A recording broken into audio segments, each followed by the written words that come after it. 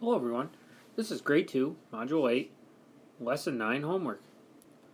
For number 1 it says, circle the shapes that have two equal shares with one shaded. So when I look for that, I'm looking for a shape that was cut into two pieces and the two pieces are each the same size with one shaded. So I have this one cut and I see that this side is the same as this side.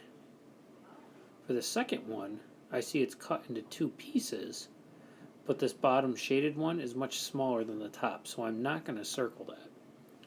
The circle, it looks like this top shaded part is the same size as this bottom part, and there's two of them, so I'm going to circle it. And the last one, same thing.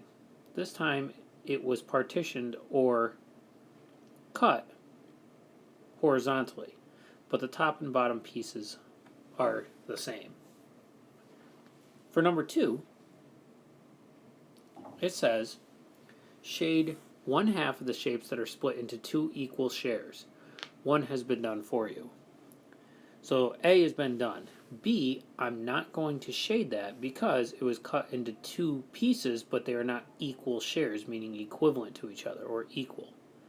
C is the same. This bottom piece is not the same as the top, so I'm not going to do that. I'm just going to cross it off and move on. D looks like it's broken into equal pieces, and it is, but we have 3 of them, so that's not halves or 2 equal shares. That's actually 3 equal shares.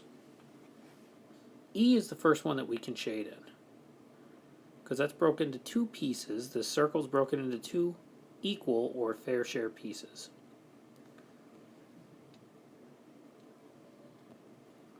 F, same thing. It's a rectangle cut horizontally or partitioned horizontally, and we can shade those in because they're 2 equal pieces. The shape on top matches the shape on bottom. G, same as E, a little bit bigger of a circle, but the parts are equal. So the one I'm shading on the left is equal to the one on the right. H, this one looks a little different. It's not broken up vertically, meaning up and down, and it's not broken horizontally, which means side to side. It's broken diagonally. So instead of having rectangles or squares, I have a triangle.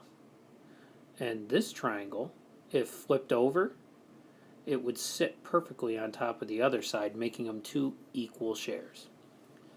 And I looks like it could be an equal share, but it's not. This top part is much smaller than this bottom part, so I'm going to leave that one or cross it off so I don't circle it or shade it.